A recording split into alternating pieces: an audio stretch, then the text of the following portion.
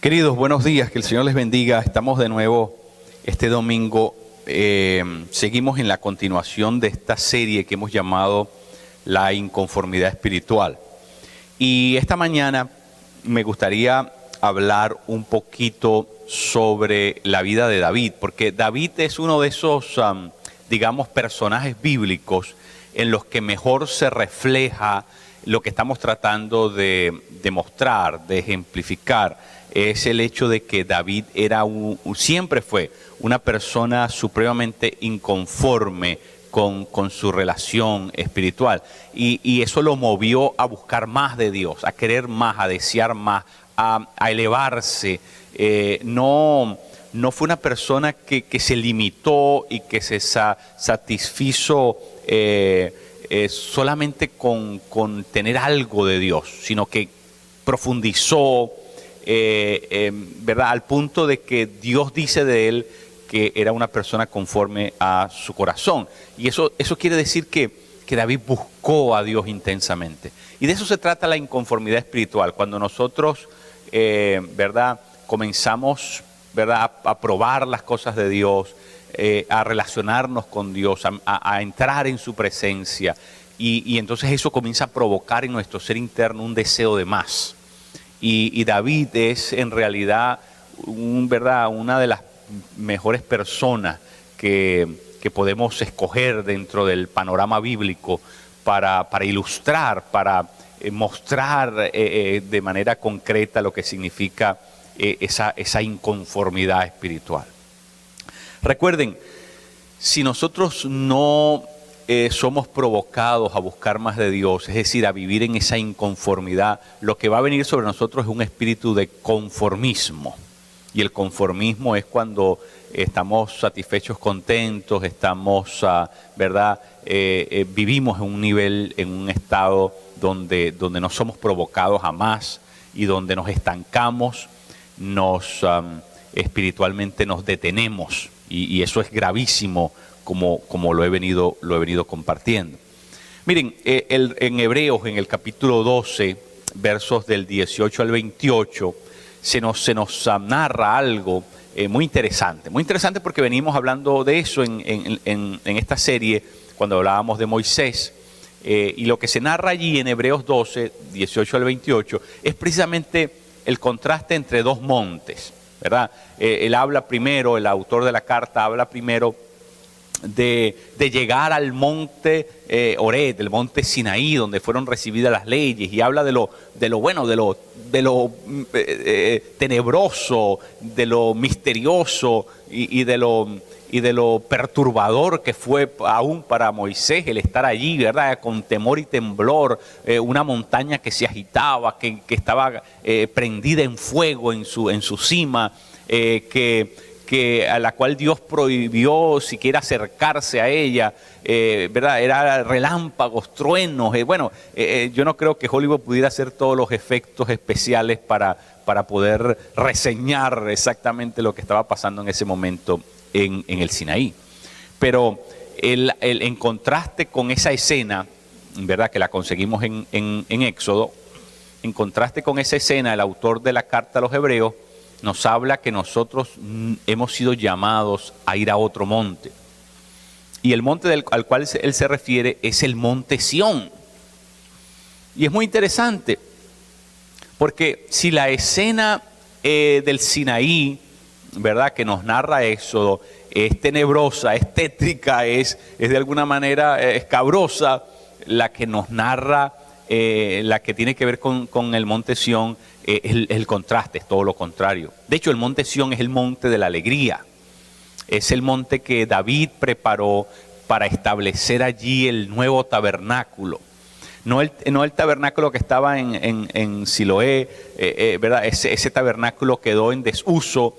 Él sacó el arca, ¿verdad?, y la trajo a la ciudad de David, a Jerusalén, y allí en el monte Sión había ya acondicionado una tienda, se llama el tabernáculo de David, y esa tienda era un lugar de adoración especial. Ahí la presencia de Dios se movía moraba de una manera muy especial. De hecho, es atípico para el Antiguo Testamento. David se adelantó, ¿verdad? Y es exactamente lo que quiero destacar en la serie. Es que Moisés se adelantó a su tiempo, Josué se adelantó a su tiempo, David se adelantó a su tiempo. ¿Por qué? Porque cuando tú te metes en la presencia de Dios, cuando comienzas a buscar las cosas de Dios, bueno, Dios te da un pasadizo secreto a algo que Él había reservado para otro momento especial en la historia.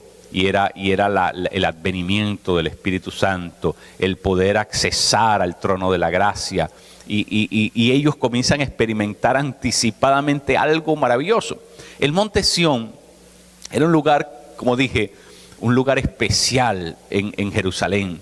Y David lo había reservado para que en ese lugar especial se estableciera el arca de Dios. Y por eso el día que David resuelve inaugurar aquel tabernáculo, ese día David, ¿verdad?, va a la casa de Obed-Edom, donde se encontraba el arca, y hace una celebración por todo lo alto. Es decir, como se dice, bota la casa por la ventana, porque para Dios era importante que se le hiciera una celebración, una fiesta. Ve, es una fiesta de regocijo, de danza, una fiesta de júbilo, ¿verdad?, donde hay música, donde la gente se tiró a la calle, donde cada ciertos pasos que David daba, se degollaba un buey para hacer ¿verdad?, una ofrenda a Dios que luego se iba a convertir en carne a repartir a la gente. Una festividad, pero magnánime, era una cosa impresionante. ¿Por qué? Porque para David eso era importante. Era importante que la presencia de Dios regresara a Jerusalén, que la presencia de Dios entrara en ese sitio, porque el arca de la propiciación, ¿verdad?, el arca del pacto, eso es lo que representaba, la presencia de Dios con nosotros. Y David se tomó muy en serio siempre la presencia de Dios. Y entonces por eso ese gran júbilo. Entonces el contraste es precisamente ese, que el monte de Sinaí es el monte donde todo el mundo tiene miedo, al punto de que los israelitas le dicen a Moisés, no, ve tú y habla con Dios, porque este Dios tuyo, esto es algo que nos produce temor, nos produce miedo. Y entonces realmente Moisés es el único que se acerca. Pero ahora vemos a David queriendo que todo el mundo se acerque a este lugar, que todo el mundo vaya al tabernáculo de David, que todo el mundo se meta en esa tienda donde, a propósito, el arca del pacto estaba a la vista de todo el mundo. En Siloé, en los lugares, en Hebrón, donde había estado el arca estaba, ¿verdad?, refundida en el lugar santísimo, donde solamente el sumo sacerdote podía accesar una vez al año, y con mucho temor y con mucho temblor, ¿verdad? Pero ahora David la ponía a vista de todo el mundo. Y no solamente eso, era un lugar donde 24 horas al día había júbilo, había gozo, había música, había gente danzando en la presencia de Dios, regocijándose en la presencia de Dios. Había adoración permanente en ese lugar.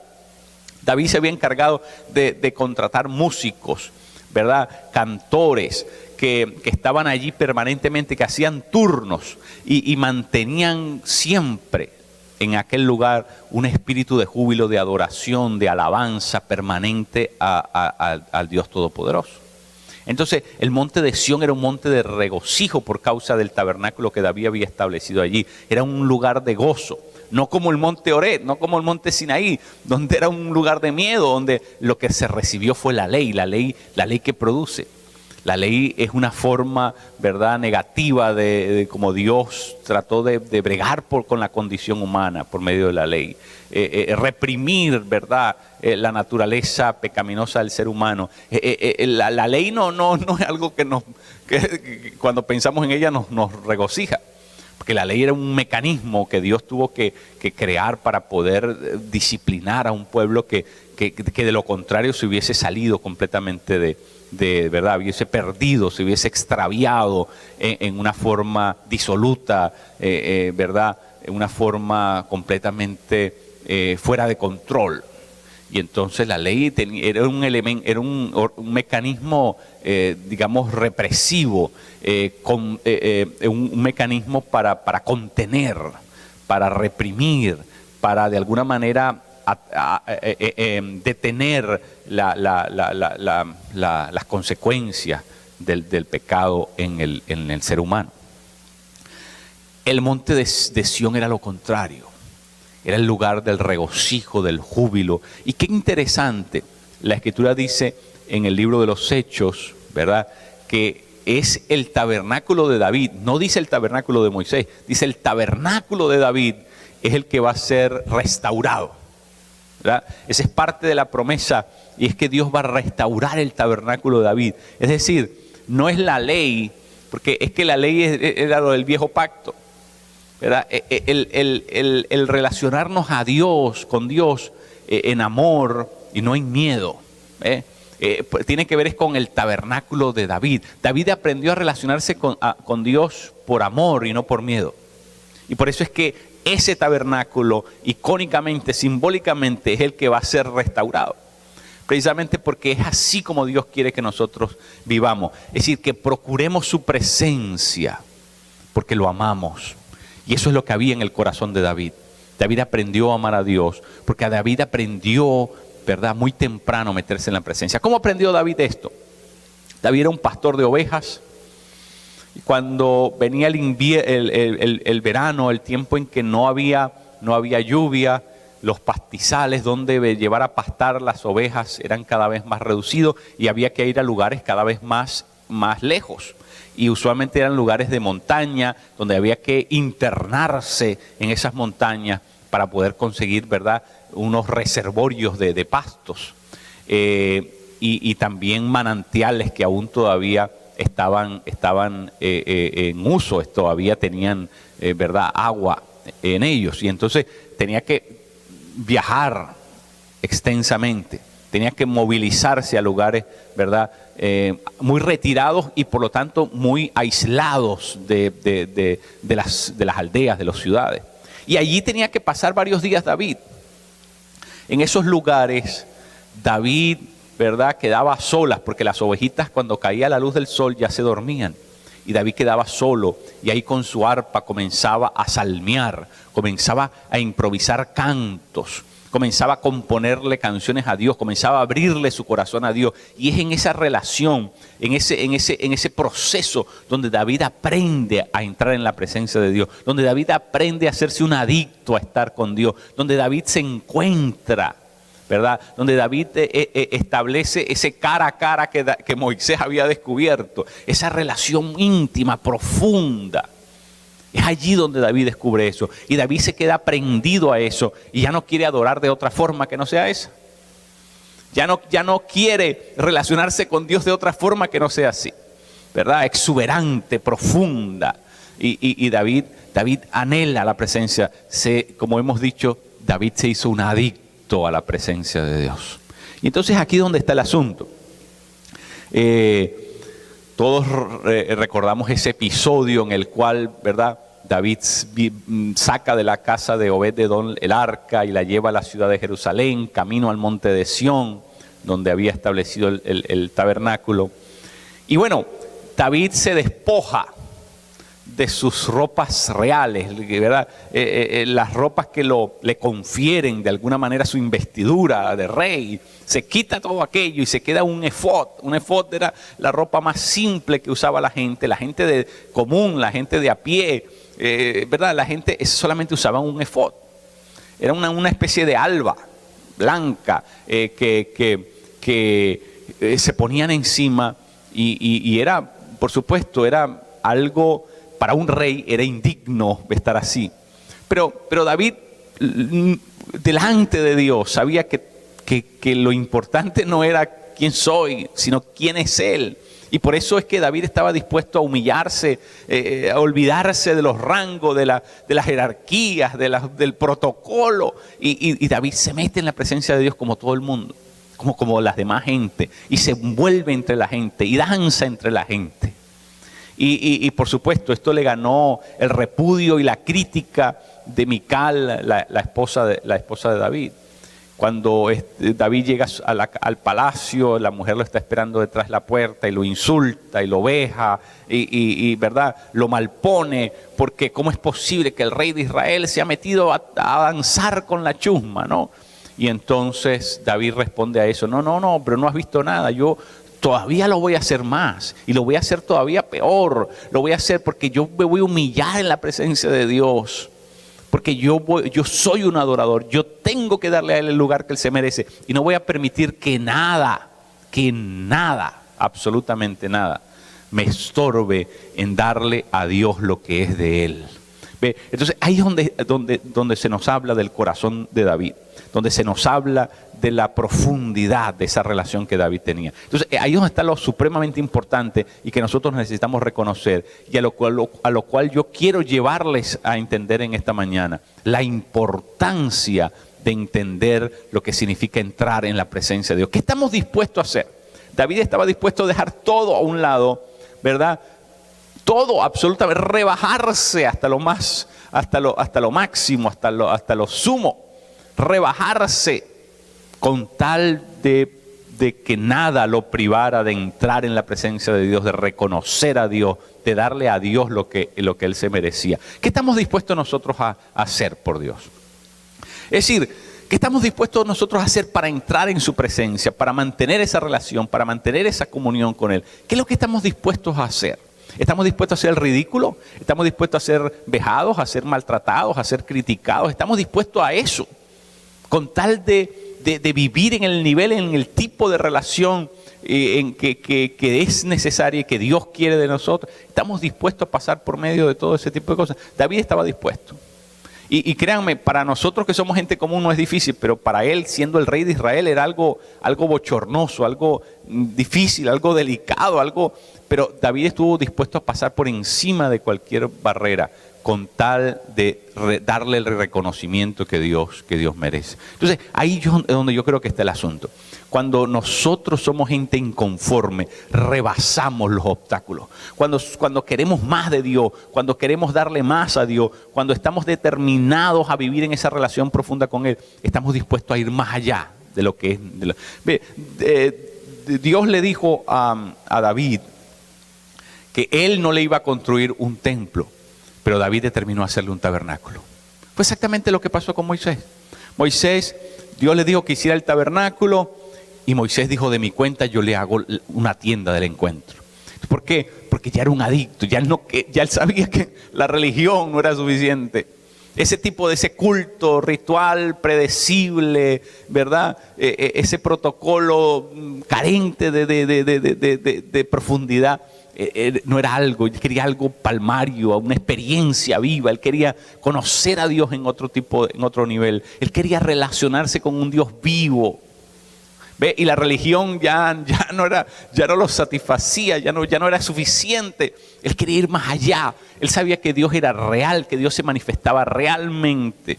Y eso es lo que perseguía y en la forma en que quería vivir con Dios. Dios era una experiencia cotidiana para David, como lo fue para Moisés, como lo fue para Josué. Por eso es que la inconformidad tiene que ver con eso, con superar, rebasar la religión, porque ahí es donde nosotros entramos en un nivel de relación con Dios mucho más profundo. Leí recientemente la historia de una señora llamada Summerhill en la ciudad de Bristol. Se dice que John Wesley fue a predicar a esta ciudad y cuando Wesley fue a predicar a esta ciudad, esta mujer quedó impresionada de la bendición espiritual que recibió por medio de la administración de este hombre de Dios, John Wesley. Y Wesley se movía a otro sitio, 125 millas, ¿verdad?, de distancia de ese lugar a su próxima estación donde tenía que ir a predicar. Y Wesley iba en caballo. Pero esta mujer, buscando más de Dios, por causa de la sed espiritual y de la inconformidad espiritual que tenía, esta mujer se fue al mismo lugar donde Wesley iba a predicar para volver a estar en una de sus predicaciones. Caminó 125 millas desde Bristol hasta esa otra locación. ¿Por qué? Porque tenía sed. Porque estaba desesperada por más de Dios. Y eso es lo que Dios quiere ver. Gente que está dispuesta a hacer cualquier cosa por estar con Él. Gente que está dispuesta a rebasar cualquier obstáculo para estar con Él. Gente que está dispuesta a vivir en ese tipo de nivel, en ese tipo de situación, con tal de poder estar en la presencia de Dios. Miren, Dios anda buscando gente de este tipo. Gente que quieran, ¿verdad? Que no se conformen con estar en el monte de Sinaí, sino que quieran ir al monte de Sión. Es decir, que tengan sed por algo diferente. Tengan sed por una relación viva. Tengan sed por encontrarse con Dios de una manera. Que no se conformen con el tabernáculo de Moisés, sino que quieran tener su tienda del encuentro. ¿Ves? Que eso es lo que Dios está buscando. Gente que tenga ese nivel. Gente que tenga ese deseo. Porque esa es la gente con que Dios cuenta en definitiva. Gente que está, ¿verdad?, dispuesta a hacer cualquier cosa por complacer, por vivir en ese tipo de nivel. Así que yo quiero dejar con ustedes esto esta mañana. Quiero dejar esta enseñanza con ustedes. Y quiero que usted lo reflexione, lo medite y usted tome una determinación. Y usted diga, ¿cuál es el precio que tengo que pagar? ¿Qué es lo que me toca hacer, dejar, lo que me toca reorganizar con tal de que yo pueda tener más tiempo con Dios, con tal de que yo pueda entrar más en su presencia, con tal que yo pueda, ¿verdad?, cultivar este tiempo íntimo con Él? ¿Qué tengo que dejar? David tuvo que pasar por un montón de situaciones, tuvo que rebasar un montón de obstáculos, pero David estaba dispuesto a hacerlo porque él conocía que ese era el nivel de vida donde él quería estar, que eso era exactamente lo que le quería ofrendar a Dios, que eso era exactamente lo que él estaba dispuesto a hacer, ¿verdad? Porque él conocía la presencia de Dios, había estado allí, quería tener a Dios, relacionarse con Él en ese nivel. Y nosotros necesitamos conocer a Dios en ese nivel, porque hemos conocido un Dios, ¿verdad?, solamente teórico. Como les dije, necesitamos pasar de la clase de la teoría al laboratorio. Necesitamos entrar en el laboratorio con Dios. Y entrar en el laboratorio con Dios significa eso. Significa que nosotros necesitamos tener una experiencia. En el cristianismo actual necesitamos conocer a Dios de primera mano. No solamente como, ¿verdad?, algo referido, sino como una experiencia propia. Y eso es, ¿verdad?, donde va la cosa, donde los grandes hombres de Dios han superado esos obstáculos porque quieren más de Dios, porque saben que Dios es real. No están conformes con leer de Dios, quieren encontrarse con Dios. Y ahí es donde está el asunto, y ahí es donde yo quiero motivarlos, mis queridos, a cada uno de ustedes, que ustedes vivan en ese mismo nivel. Que el Señor les bendiga poderosamente.